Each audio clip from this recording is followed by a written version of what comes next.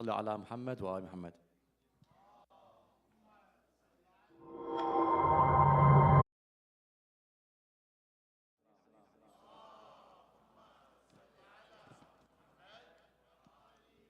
As we know very well, tonight, inshallah, we are commemorating the story of a great woman.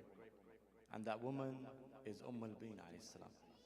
She is the person that every servant of Imam Hussein, that every lover of Hussein looks up to. Why? Because we know of the greatness of Hussein. We know of the greatness of the Ahlul Bayt alayhi salam. And their greatness was given to them by Allah subhanahu wa ta'ala directly. But al-Banin was not given Asma. She was not from a bloodline that reached to Rasulullah. And yet still, she had the heart and the strive and the courage and faith to dedicate everything she had for the sake of the Ahlul Bayt alayhi salam. I'm sure we all know the story very well, that Imam Ali alayhi salam, once he married her and he brought her to the house, she said, I want to make sure that Hassan Hussein give me permission to enter. And she told Ali, I don't want you to call me by my name. Her name was Fatima, because it will upset these two children. It will make them remember the loss of their mother Fatima Zahra. But rather have them call me al-Banin. al-Banin had 4 sons: Abbas, Abdullah, Uthman and Ja'far. And from the beginning, she raised these sons to have one purpose. And that purpose was to live and to serve and to die for Imam Hussein alayhi salam. A purpose that eventually evolved and transpired on the day of Ashura, when Abdullah, Ja'far and Uthman all fell on the battlefield for their brother, their half-brother, Imam Hussein alayhi salam. And that moment that we know very well, when Abu Fadl Abbas alayhi salam sat by the river, ready to fill his canteen, he fills his hands up with the water, ready to sip so he can replenish his energy, but he remembers the thirst of his brother Abu Abdullah alayhi salam. He takes the water and he throws it back into the river. So I want you all now with me, inshallah, to close your eyes and bow your heads. Close your eyes, bow your heads and come with me to the land of Medina, where we see al-Banin alayhi salam waiting news from Karbala, not about her own sons. She doesn't want to know about her own sons, what happens to them, but about her true son and her master, Imam Hussein alayhi salam. She says, I wish they never called me al-Banin. I wish they never called me al-Banin. I raised 5 sons, and not one would remain. Where are her sons? No Abbas and no Hussein, no Abdullah and no Ja'far, no Uthman, son of Haidar. Not a son beside me, she says, only memories. When I see my shadow, Hussein my eye sees. Let me see them just once before I die. Please, let me just once sit with them. Let her mother see her children. Tell me, how patient can a mother's heart be? al-Banin, and yet not a son with me.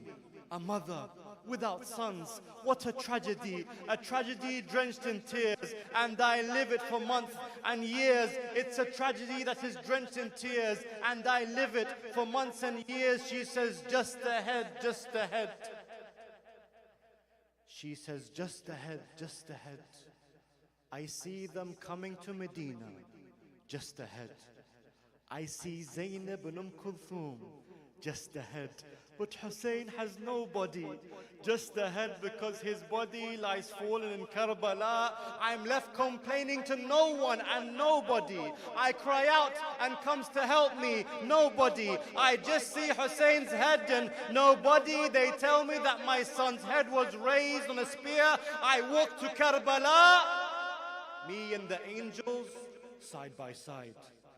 When once it was just me and my sons, side by side, I saw the bodies. At one I sat and I side beside the one whose flag would no longer flutter. I looked around for my sons, and I counted 4.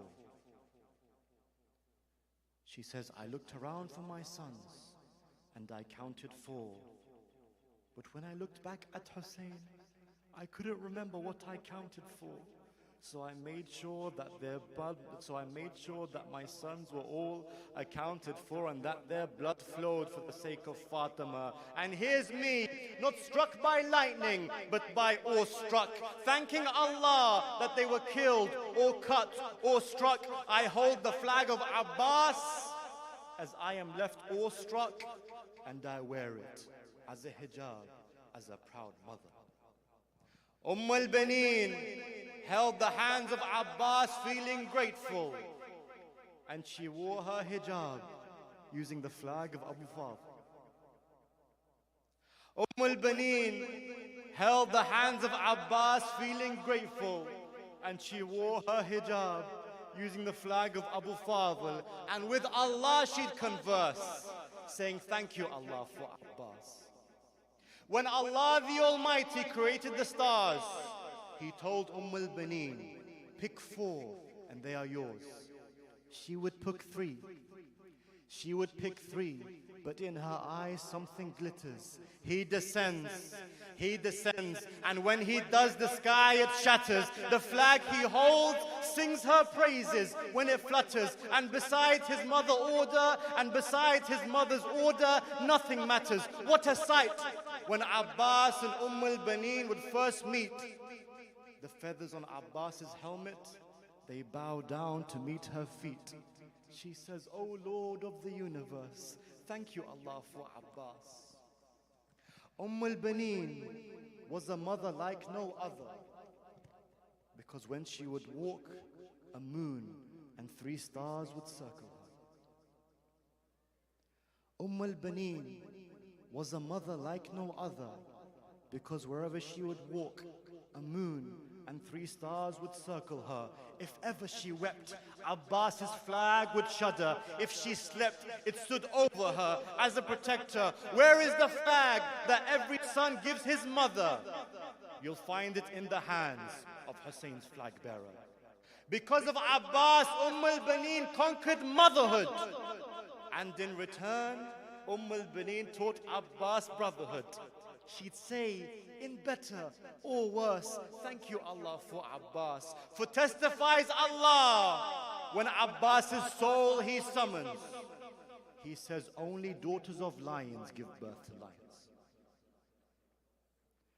Testifies Allah, when Abbas's soul He summons, He says, only daughters of lions give birth to lions. If when Ali was born, the house of God would open, what houses open for al-Baneen's 4 sons? When Muhammad was attacked, Ali's skin toughens. When Muhammad was attacked, Ali's skin toughens. And when Hussein is in fear, you'll see Abbas's blood thickens. Like when all ran away and by Muhammad Ali stood, Abbas stands guarding his Hussein like a mountain of Uhud. After those who ran, she'd curse. She says, thank you Allah for Abbas. When Abbas with severed hands was struck upon his head, al-Baneen came and she closed his one eyelid. One eyelid, because an arrow is in the other eye of his. When Abbas with severed hands was struck upon his head, al-Baneen came and she closed his one eyelid. He'd not fall to the ground, but in her lap instead, she used her tears to wash away the blood that he'd bled. She took his flag and she placed it over her forehead. I wish I had 10 more to give away, she said. I wish I had 10 more to give away, she said. I wish I had 10, just like Abbas, who could die on this day. All who, when recalling Hussein, water they would throw away. Her prayer, a descended verse. She says, thank you Allah for Abbas. al-Baneen left this world sonless, but proud. al-Baneen left this world sonless, but proud, that the severed heads of her sons had never once bowed. This is the only mother ever who had vowed that when her son dies, no water he'd be allowed. The gravedigger tries to shroud her. The gravedigger tries to shroud her, and she cries aloud, how can I have a shroud when Hussein has no shroud? She says, how can I have a shroud when Hussein has no shroud? al-Baneen is laid to rest, and beside her grave stands a headless Hussein and her Abbas with severed hands. As her prayer they would rehearse, and they say, thank you Allah for Abbas. As their prayer they would rehearse, and they say, thank you Allah for Abbas. And we all say, thank you Allah for Abbas. Assalamu alayka ya Aba Abdullah, wa al arwah allati halat bifinaik. Alayka minni salam Allah. أبدا ما بقيت بقي الليل والنهار ولا جعله الله آخر العهد مني لزيارتكم. السلام على الحسين وعلى علي بن الحسين وعلى أولاد الحسين وعلى أصحاب الحسين جميعا ورحمة الله وبركاته. اللهم صل على محمد وآل محمد.